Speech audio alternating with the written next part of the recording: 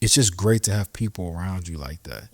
You know, and that's why, like, you know, as we talk about iron sharpens iron, I always believe, like, if we're working together, we all should be able to learn from each other. What's up, y'all? Welcome back to the production Prism. Today, we're going to talk about iron sharpening iron. Let's lock in.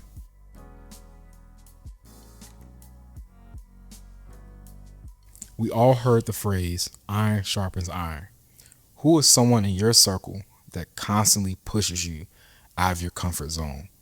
And how do they do it? Oh, I have so many people. So many people. Yeah. Gosh, I kind of want to change your question and answer it the way I want to answer it. Which I'm going to do. Because Do it. why? Why not? So I'm going to change Torrance's question to, he asked who continuously pushes me. Mm-hmm. So many people. Yeah. You, my best friend, my parents, Amanda, Fess, Kel, Gang. Olivia, like so many. J&G Y'all already gang. know. Literally the gang. Somebody new in my circle who has pushed me recently. Her name is Tyler Barnes. She's a director based out of Charlotte, North Carolina, and I showed her my recent project with Switch Yards, like before it had came out or anything, and she was like, "Have you ever thought about directing?" No, never.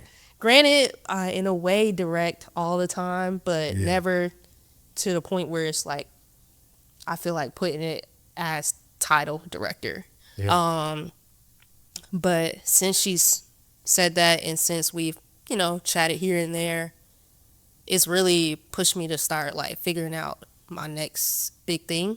Because just like we said, like with the Emmy. Yeah. You get something and it does well. It's like, how is the next one better? So since I put out that piece for Switch Yards, it's like, okay, what do I do next?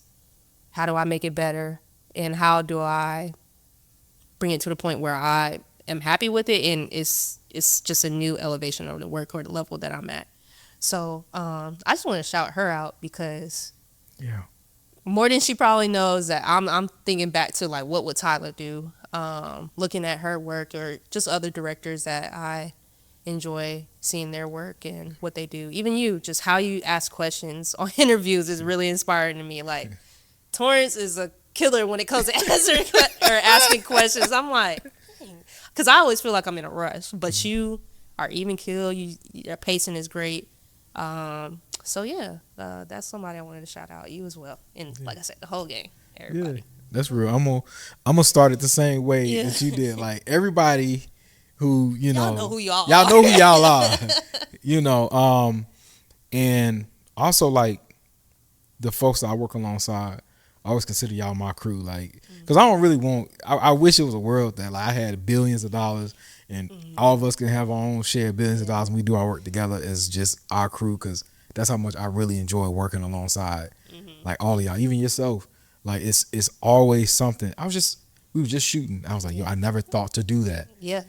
I would never in 150,000 years. I would have never thought to do a shot like that to get a smooth, like amazing looking result.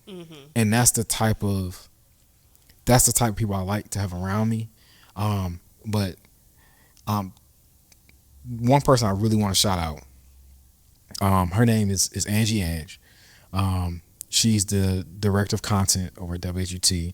She's also executive producer on a majority of the documentaries I've done. She's the person that believed in me from day one.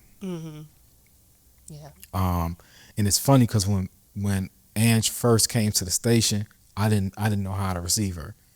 I didn't know she's gonna be like, hey, we gotta get this guy out of here, or whatever. But we end up meshing. Yeah. And she's one of those people that, like, to this day is just inspiring because she pushes herself.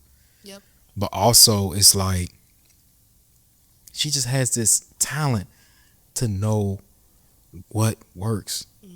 It's like that. It's like that. That musical genius, the producer, someone like I guess like a Jay-Z or somebody that know, like, bruh, J. Cole gonna be nice. You know what I'm saying? Kanye gonna be nice, Yeah. and it's Just and got from an eye there, for it. Yeah. yeah, that's how she is with content. Mm. Like we'll talk about a concept, an idea, and then by the time we done talking about, it, be like, yo, I just ran around in her brain, thinking Yeah. about like, oh man, all this stuff, and we bouncing ideas off each other. But the way that she pushes me to be more intentional about how I tell stories, and it's real too. Yeah. Would call me out like, bruh, you had a sequence in that documentary that was just straight up filler. Mm-hmm. Like I can tell you was reaching for time, and I'd be like, dang, yeah. And since then have grown, but it's just great to have people around you like that, and that's why, like, as we talk about iron sharpens iron, I always believe like if we're working together, we all should be able to learn from each other. It shouldn't be a moment where we're on location and it's just like we're just doing. Yeah. And if we're not growing and learning, hence iron sharpening iron, what we doing? Somebody ain't iron in that situation. Yeah, exactly. You know what I'm saying? Definitely. I think that just goes back to like the popular setting. You don't want to be the smartest person in the room. Like you want to be around people who are going to push you and help you grow and learn new things. At least that's how I look at it, is like, if I'm the smartest person in the room, I'm in the wrong room. Yeah. Because I constantly want to learn, That's why I'm like, team no AI. Yeah. I want to learn the I want to learn it. I want to learn the it. thing. But yeah, iron does sharpen iron. I try to put myself in those situations all the time. Always reaching out to people, trying to gain knowledge and just be better. Yeah, and like you had mentioned, you potentially being a director, and I seen your switch jar piece, and I told you out the gate, it was fire. And I don't know if you wanted to believe me or not, but I was like, yo, I mean, you know me, I get to looking at, so I gotta look away from it because it's so good. You know what I'm saying? You Let me take a second to digest this. Wait, like it was really that good. Thank you. But I would love to see you in that director seat more often, because I feel like you got that. You know what I'm saying? Like you got that. When you need to turn up a little bit, you can. Get people in line. Boom, boom, boom, boom. But you also got that other side that's a welcoming spirit. Yeah.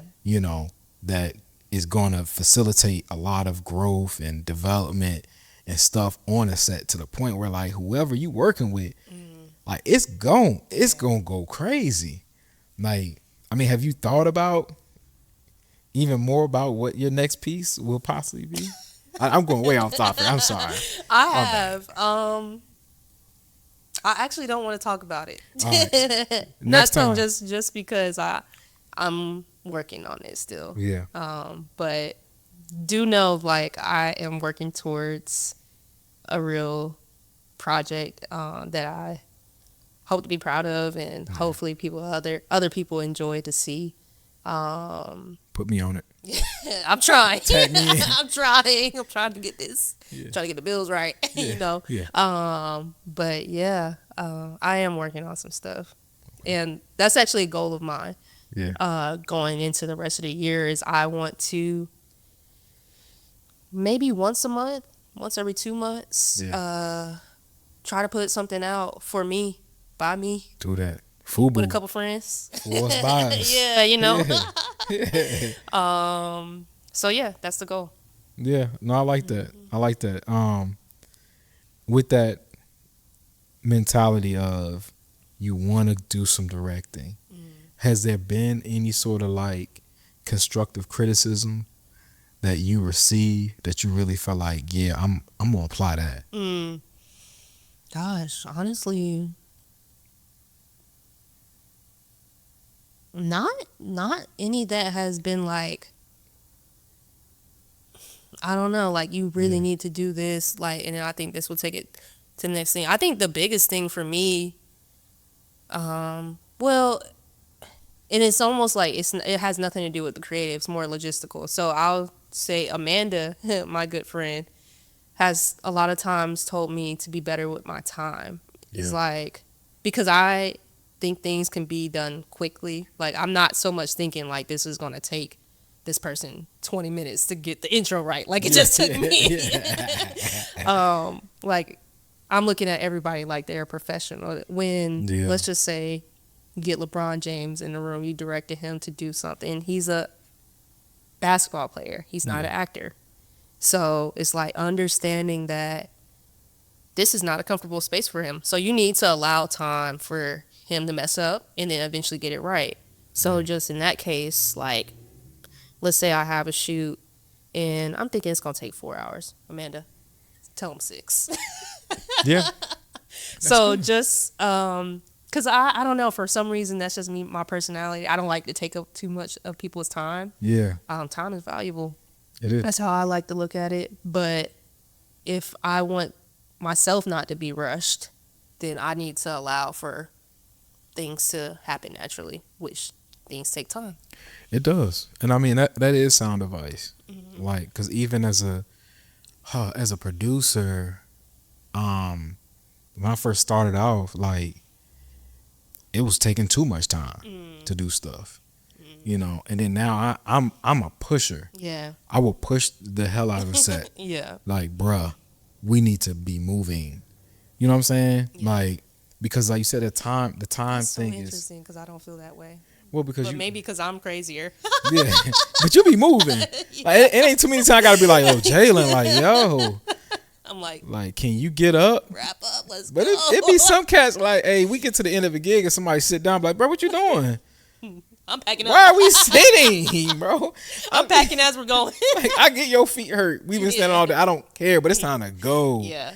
Like, or we need to get to the point of going. Mm-hmm. But that's my thing. And like, I do pack some schedules tight, but not in a way that we're not going to be able to get it done, much to like how you're saying, but more so on the side of like, if I said this shoot is a half day, I gotta keep it half day. Yeah. And that's just company business. You know what I'm saying? If it's a whole day, I gotta keep within that whole day timeline. And when it starts to bounce out, that's when folks gonna get mad at me. They're like, bruh, we ain't talking about this. Hey, we ain't talking about this, dog. We've been here since yesterday. Yeah. You know what I'm saying? Like, so I mean, that's real. I think for me, the most critical, like, advice I've gotten from someone, I touched on it earlier with Ange. It was when she was telling me about the filler in the documentary, and that advice pretty much made me analyze what was working in other documentaries. And at that time, I understood that I needed more voices to carry a story, like, without narration. I don't really do narration for my documentaries. Narration, I was taught at Howard, narration was cheating. That's what my professors used to say. Yeah, it was like, you cheating.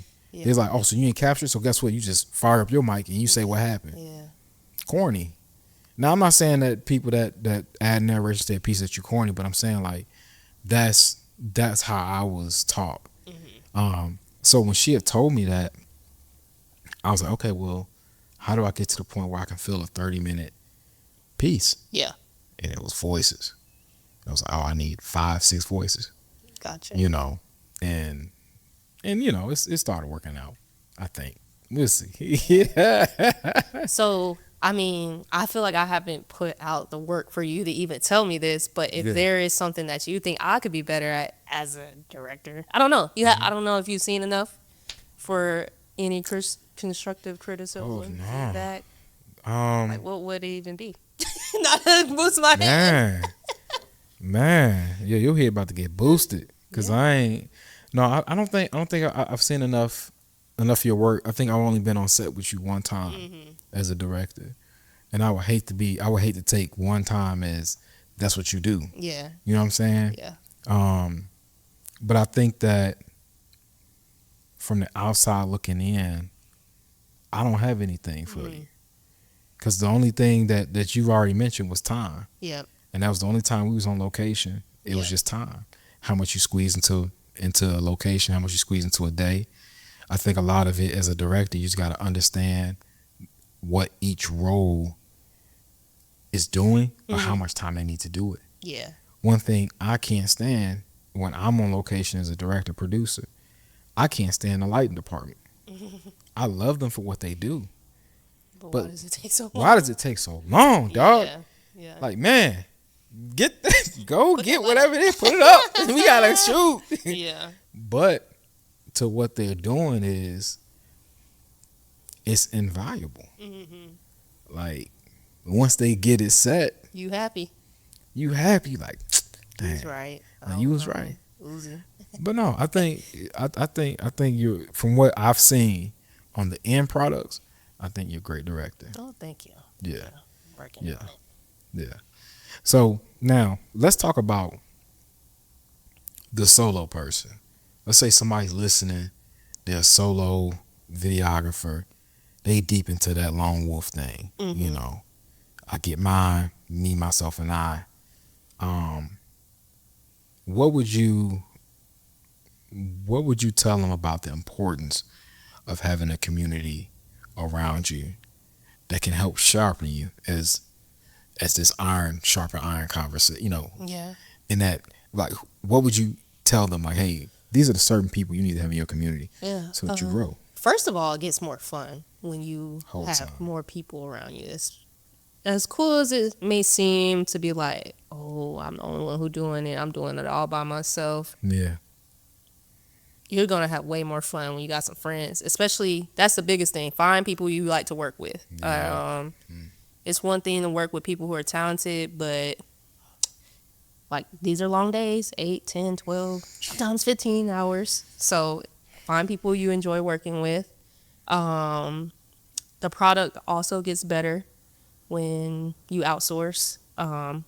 Most of the time, I would say about 95, 99% of the time, it's going to be better, just because you can't be the best at everything. You can't be the best gaffer. You can't be the best director, best DP, best cam op, editor. Like, I'm starting to, like, really have to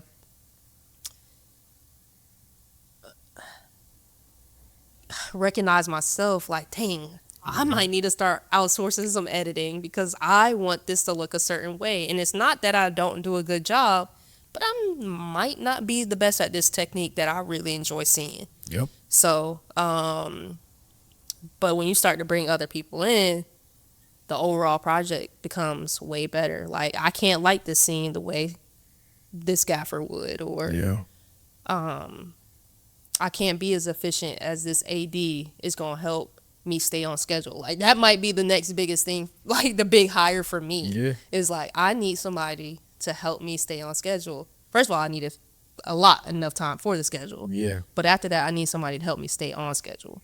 So that's what I would say. It gets more fun and the overall product gets better. Yeah, I agree. I mean, when I started Noir Prism, the whole thing of bringing other creators in was a necessity. It was, I had too much work that I couldn't edit by myself. I'm experiencing that right now. I'm thinking in my head, like, who am I going to send these projects to?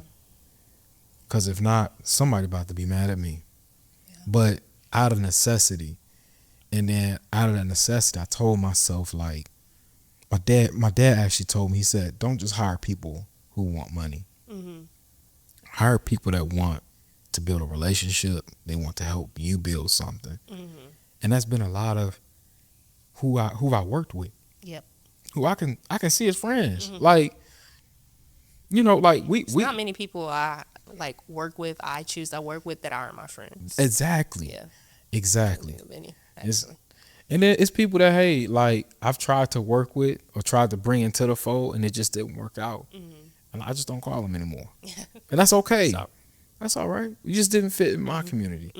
But I think that the biggest thing is that collaboration, like you said, it's just going to improve what you're doing.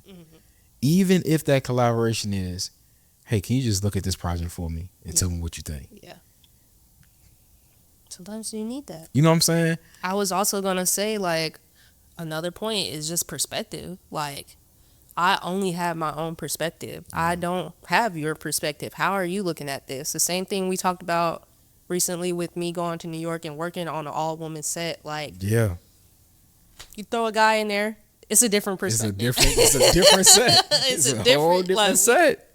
Things are different. Yes. You bring a guy on the set we were on, that job is different. It's different. So, yeah, it's important to get different types of perspectives. Also, perspectives that are similar to yours, depending on the story you're trying to tell. So, yeah. And that's what, I really feel like my biggest growth has been since I started this company. yeah, collaborating with people, always having a problem, being forced to find solutions. Sometimes the solutions, I'm the type of producer, my favorite solution solver is money. Yeah. If there's a problem, I'm going to throw money at it. Yeah. If the money don't work, I'm going to throw more money at it. Money. I'm that producer, and yeah. I'm gonna send them back a invoice and be like, what happened? Hey. I needed the money. Yeah. I needed a location. We needed to rent some more lights. Whatever it is. Yep.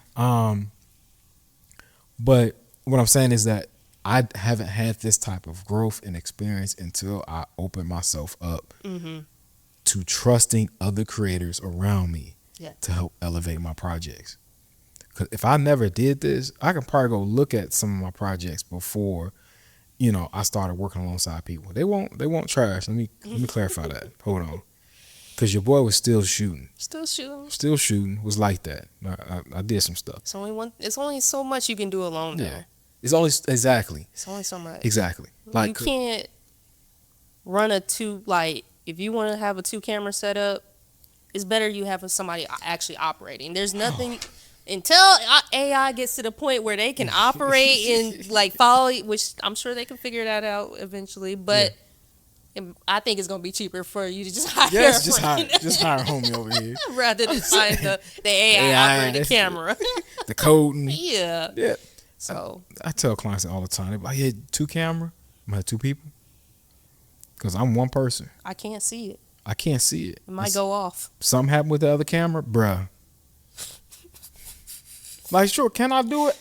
Absolutely. But can and want or should, 3 different things. Yeah. You know what I'm saying? Like, no. You want this to be good or great. Yeah. So, it's funny because speaking of community, we've been working a lot. Mm-hmm. And I had told myself, I'm like, I forget what we were working on. I was like, man, Jalen is my preferred second shooter. Out the gate. Appreciate it. You know what I'm saying? Nope. Yeah. I'm going to ask Jalen first. Jalen can't do it. Then I'll find somebody else. But that's how I'm approaching my clients too. You want to shoot something? I need a second shooter. Yeah. I'm not doing this alone. I'm not, because you got to think about all the stuff you got to do to make this stuff look right. They're going to bullet in the foot. Yeah. Don't do it. Don't do it. All this stuff that the lights, making sure this is right, making sure that it's exposed, make sure the audio, making sure the B-roll looks good. All that, you gonna do it by yourself? Something going. I mean, I'm not saying, but your risk is higher. That's what it is. Your risk of failure is higher. Yeah. Something gonna mess up. It's more likely to mess up you by yourself running 2 cameras, audio, lights. For sure. I'm gonna fly a drone. I might forget to record, and it might be the smallest. It might be the sound, and we all know, you really in this, audio is everything. And that's an easy thing to forget. That's an easy thing to mess up too. Oof, I'm having nightmares, just in my brain thinking about doing hard stuff alone. It ain't no fun. I don't like it. I don't. It's really stressful. I have one contract that is mandatory that I have to do stuff by myself. Yep. And it's not that I can't. I was like, dang. I mean, just simple stuff like loading in. You ever think about loading in a lot of gear and you by yourself? That's doo-doo. Think about it. You unload the car. You got to go put the stuff in the building. Then you got to come back and park your car. Then go walk back to the building. Then go set up. Then actually do the job. Break down. I'm breathing hard during the interview. So, how was your day? How's your day? I'm tired. I'm tired. Can we come back and do this tomorrow? I need a break. Literally. Like, that's half the battle of getting in the building, setting it up. That is half the battle. Yeah. And just if you got one other person with you, it's like, okay, we can divvy this up. You know, hey. Towards you unload, I'll set everything up. Right. Go park I'm just the a car. girl. You go park the car right. You take the bags. You take the bags, and I'll just get this set up for you. I get this set up. Just as long as you bought it in. Yeah. Find you some friends that you like to work with and stick beside them. Yeah, is my word of advice. I agree because the skills will come. Mm-hmm. Like if your friend group or the people you find aren't the most talented people on the planet, that's all right. You get better together. Y'all gonna get better together. Yeah. You're gonna look back and be like, dang, we did a thing. That's a wrap. Thanks for tuning into the Production Prism, where we break down the full spectrum of making great work and mastering the business behind the screen. If you got value out of today's episode, please like, comment, subscribe, and also share with a fellow creator who may benefit from this as well, because your support is what's making this happen. Until next week, keep creating, keep growing, and keep mastering the business behind the screen.